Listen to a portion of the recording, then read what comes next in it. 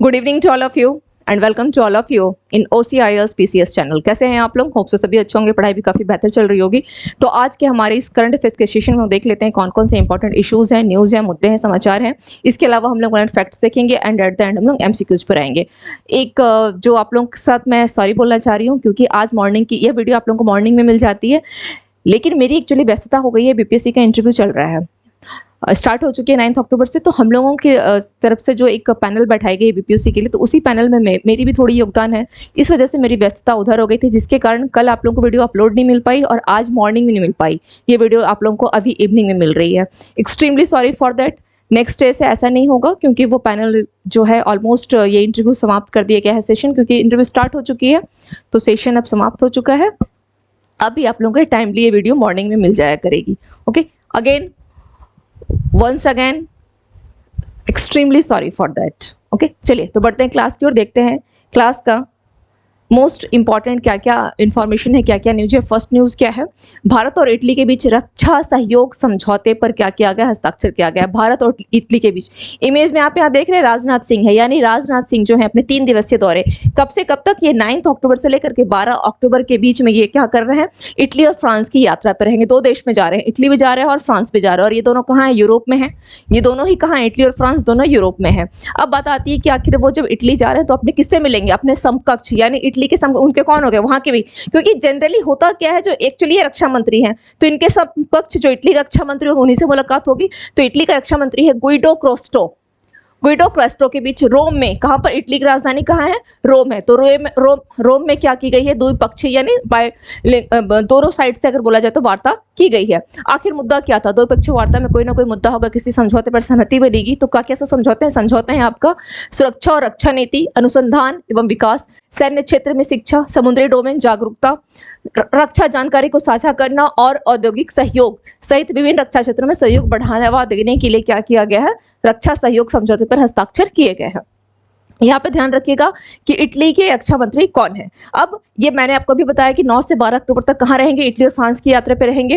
राजनाथ अपने फ्रांस में जो उनके समकक्ष है, यानी फ्रांसीसी रक्षा मंत्री कौन है? सेबेस्टियन लेकॉर्नु। इनके साथ वो 5वीं वार्षिक रक्षा वार्ता में भी हिस्सा लेंगे। Now come to the next information, देख लेते हैं क्या है नेक्स्ट इन्फॉर्मेशन, नेक्स्ट न्यूज क्या है। जवाहरलाल नेहरू विश्वविद्यालय यानी JNU ने तंजानिया की पहली महिला राष्ट्रपति जो भारत बोल सकते हैं दौरे पे आई हुई थी, डॉक्टर सामिया सुलह हसन। राष्ट्रपति का नाम क्या है? डॉक्टर सामिया सुलह हसन। इनको क्या किया गया है? मानद डॉक्टरेट की उपाधि से सम्मानित किया गया है। और ऐसा सम्मान पाने वाली भी वो क्या है?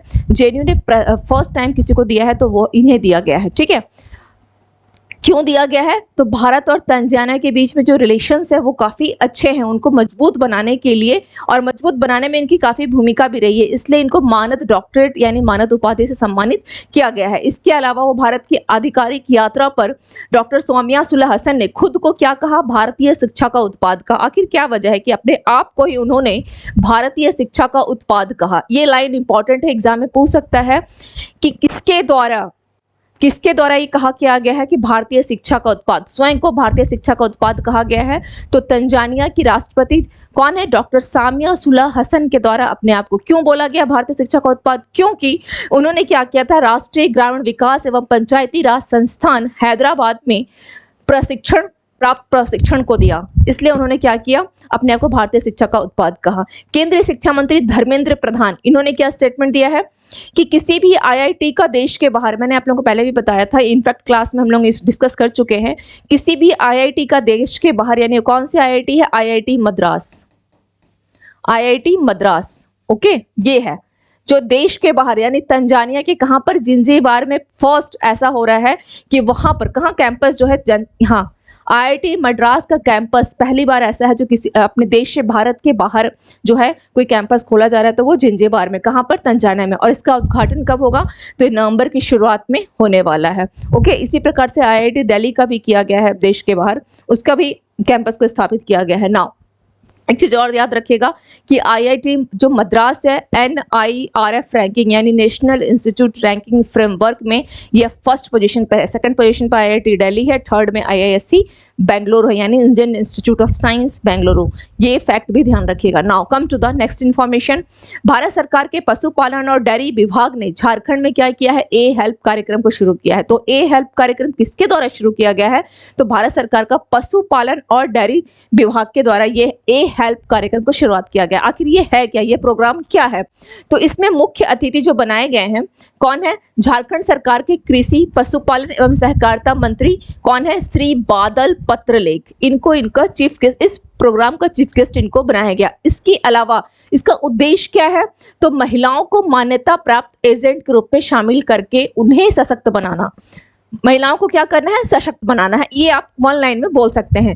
पशुपालन और डेयरी विभाग ए हेल्प यानी स्वास्थ्य और पशुधन उत्पादन के विस्तार के लिए क्या करता है, मान्यता प्राप्त एजेंट पहल शुरू कर रहा है।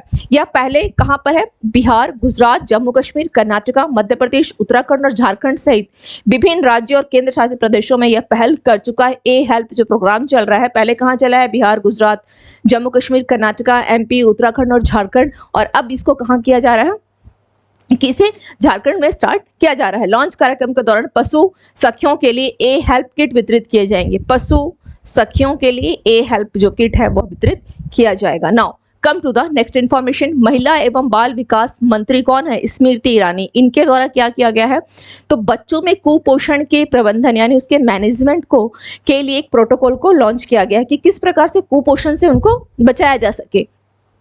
एक्चुअली है क्या कि इस देश में कुपोषित बच्चों की पहचान कर उनके बेहतर प्रबंधन, उन्हें पौष्टिक भोजन उपलब्ध कराने के लिए का एक क्या है, व्यापक कार्यक्रम किया गया है। व्यापक कार्यक्रम है, यह क्या करेगा, किस प्रकार से काम करेगा कि आखिर कुपोषण बच्चों की पहचान होगी कैसे, कैसे ही काम करेगा। तो सबसे अच्छा तरीका होता है कुपोषण बच्चों के लिए कि आप आंगनबाड़ी से स्टार्ट करें, क्योंकि सबसे अच्छे डाटा अच्छे डाटा इन द सेंस कहने का मतलब है कि सबसे सही आंकड़ा जो अगर आपको मिलेगा, बिल्कुल बोल सकते हैं कि एक्चुअल डाटा जो मिलेगा वो आपको आंगनबाड़ी से ही मिलेगा, क्योंकि आंगनबाड़ी का इन दोनों बहुत अच्छी भूमिका और ये बहुत अच्छे से काम भी कर रही है। तो आंगनबाड़ी स्तर पर जो कुपोषित बच्चों की पहचान और प्रबंधन के लिए विस्तृत ये क्या किया गया है, 10 चरणीय यानी 10 स्टेज जो है दिशा निर्देश को जारी किया गया है। क्या क्या है, जिसमें रेफरल है, पोषण का प्रबंधन है, अनुवर्ती देखभाल के निर्णय लेना है, ये वगैरह वगैरह इसमें शामिल है। इसमें एक बहुत इंपॉर्टेंट है कि बड़ी मदर अवधारणा जैसी अनूठी पहल को भी शामिल किया गया। आखिर ये बड़ी मदर है क्या, और इसका उपयोग पहली बार कहाँ किया गया है, पहली बार इसका असम राज्य में किया गया है। आखिर ये बड़ी मदर है क्या, तो बड़ी मदर होता क्या है कि जैसे जो बच्चे कुपोषित है तो इनका क्या है, इस योजना के तहत जो स्वस्थ बच्चे हैं, स्वस्थ बच्चे की माँ वो क्या करेगी, जो कुपोषित बच्चे की माँ को हर सप्ताह आंगनबाड़ी केंद्र तक लेके जाती है।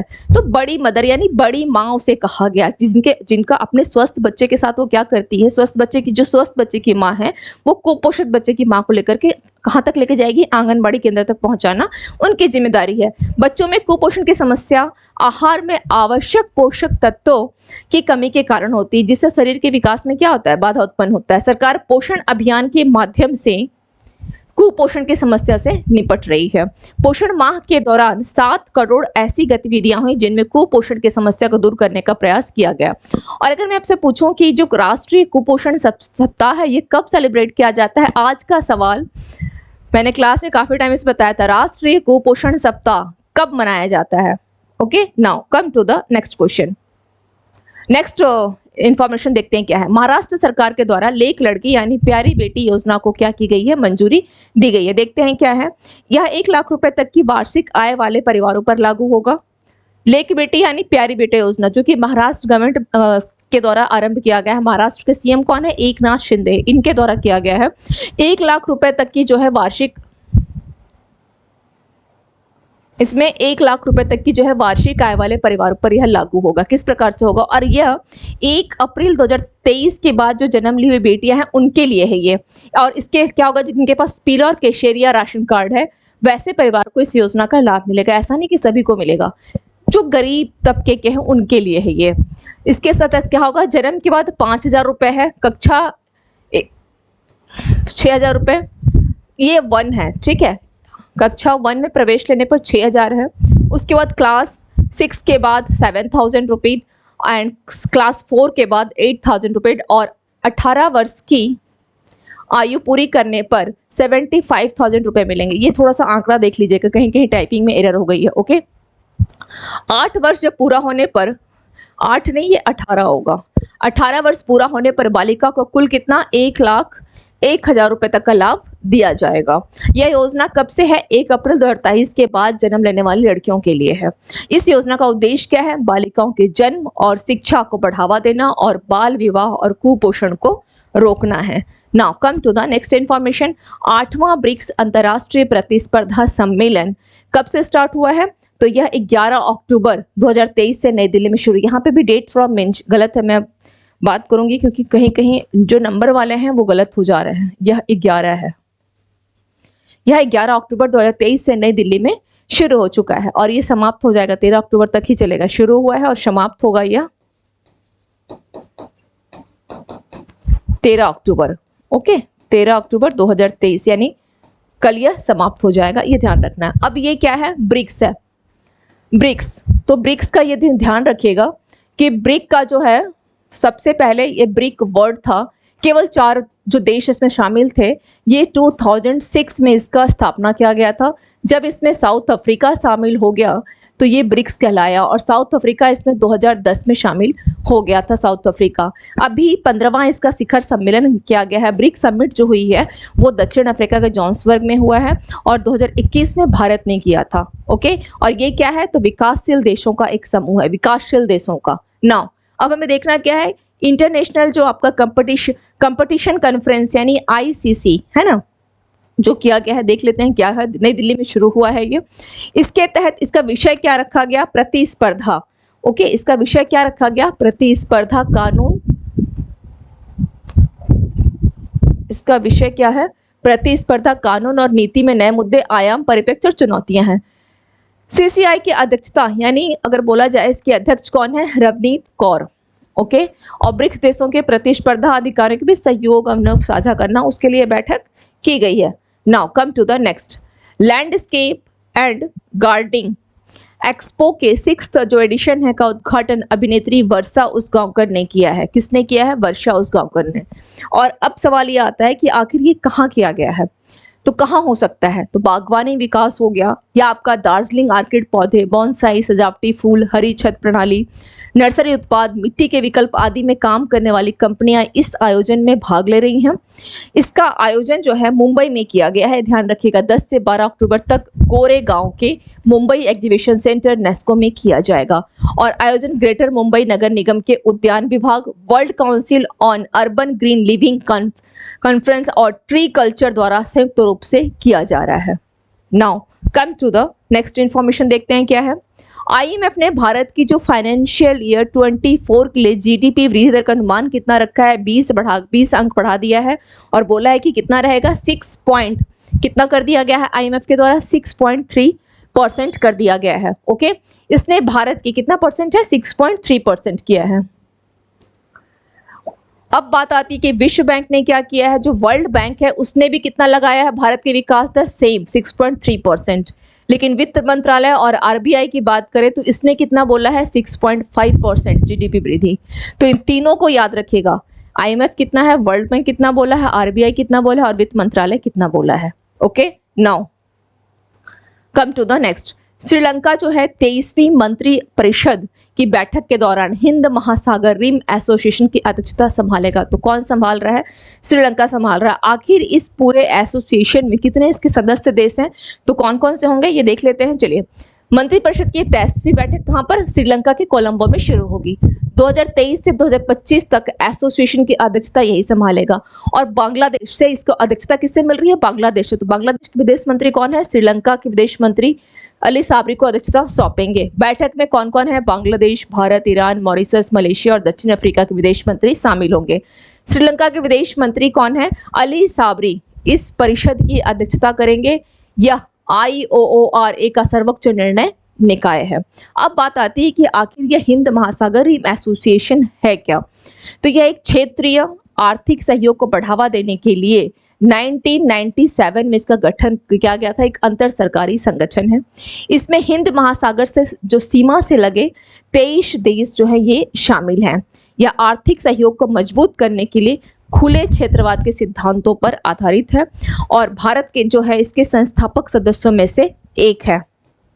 इसका सचिवालय कहाँ है? एबने मॉरिशस में स्थित है। Now come to the next. अब देख लेते हैं आज के इंपॉर्टेंट डिवीजन पॉइंट्स क्या क्या हैं। आरबीआई ने शहरी सहकारी बैंकों के लिए बुलेट रीपेमेंट स्वर्ण ऋण सीमा को बता करके कितना कर दिया है? 4 लाख कर दिया है। 16वीं राष्ट्रीय विज्ञान कांग्रेस, ये इंपॉर्टेंट है, ओके। कहाँ किया गया है? कोचीन में इसका आयोजन किया गया है। भारत और तंजानिया के बीच में 6 समझौतों पर हस्ताक्षर किए गए हैं, जैसे आपका समुद्री हो गया, रक्षा हो गया, खेल हो गया, इस प्रकार के समझौतों पर हस्ताक्षर किए गए हैं। वार्षिक संयुक्त HADR अभ्यास 2023 जो है गोवा में आयोजित किया जाएगा। गोवा में, ओके, गोवा में किया जा रहा है।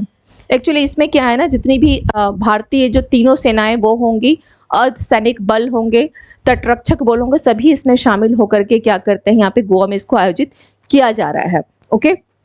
इस वित्तीय वर्ष में पहली तिमाही में शहरी क्षेत्रों में अगर बोला जाए तो बेरोजगारी की दर जो है घटकर 6.6% हो गई है। भारतीय नौसेना ने क्या किया है? 360 डिग्री मूल्यांकन प्रणाली को लॉन्च किया है। इसके अंतर्गत किसी का मूल्यांकन 360 यानी पूरा मूल्यांकन करने के बाद उनकी पदोन्नति की जाएगी। सरकार ने अनुसूचित जाति के छात्रों के आवासीय शिक्षा के लिए श्रेष्ठ योजना को शुरू किया है। सरकार के द्वारा शुरू किया गया श्रेष्ठ योजना, जो SC समुदाय के हैं उनके लिए, उनकी पढ़ाई को बेहतर करने के लिए, क्योंकि जनरली क्लास 9 से तक जाते हैं तो पढ़ाई छोड़ देते हैं, तो इसलिए क्या किया गया है कि उनको आवास यानी हॉस्टल में रहने का सुविधा देंगे, पूरा खर्चा वगैरह उठाएंगे। चाहे तो इंग्लिश मीडियम स्कूल में भी पढ़ सकते हैं, तो पूरी खर्चा उनका गवर्नमेंट एफर्ट करेगी। चलिए, इसरो ने आदित्य L1 पर एक प्रक्षेपक सुधार पेंतरेबाजी की। Now come to the next information, देख लेते हैं क्या है नेक्स्ट पॉइंट क्या है। कम विकसित देशों ने डकार घोषणा के साथ COP20 के लिए अपेक्षा निर्धारित की। एक्चुअली कम विकसित देश जो है अगर बोला जाए उनका, तो पूरे पॉपुलेशन का, वैश्विक आबादी का करीब 14% से अधिक है। लेकिन अगर बात की जाए कि कितना पॉल्यूशन वो फैलाते हैं या कितना ज़्यादा उत्सर्जन उनके द्वारा होता है, तो 1% करीब होता है। तो इनके द्वारा COP28 अभी आप देख भी रहे हैं कि कॉन्फ्रेंस ऑफ पार्टीज जो कि आपकी कहाँ पर, अबू धाबी में, दुबई में आयोजित की जाएगी, है ना। नवंबर से लेकर के दिसंबर तक दुबई में इसका आयोजन भी होने वाला है COP28 का। क्लाउडिया गोल्डन ने 2023 में नोबेल किसमें पाया है? अर्थशास्त्र में। क्योंकि जो आपके लेबर में महिला मजदूरों के, जो महिला श्रमिक मजदूर हैं, उनके बारे में लिखने के कारण, उनके बारे में रिसर्च इन्होंने किया, जिसके कारण इनको अर्थशास्त्र का नोबेल पुरस्कार दिया गया है। चुनाव आयोग ने 5 राज्यों में विधानसभा चुनाव करने का तारीख किया। कहाँ कहाँ पर है? छत्तीसगढ़ है, MP, राजस्थान, तेलंगाना, इसके अलावा और कहाँ पर है जो चुनाव करवाने जा रही है? MP, छत्तीसगढ़, राजस्थान, तेलंगाना, इन 5 राज्यों में जो है ये चुनाव कराने के लिए जा रही है। इसका ध्यान रखिएगा। अच्छा, आप लोगों के पास ऑडियो आ रही है या नहीं आ रही है?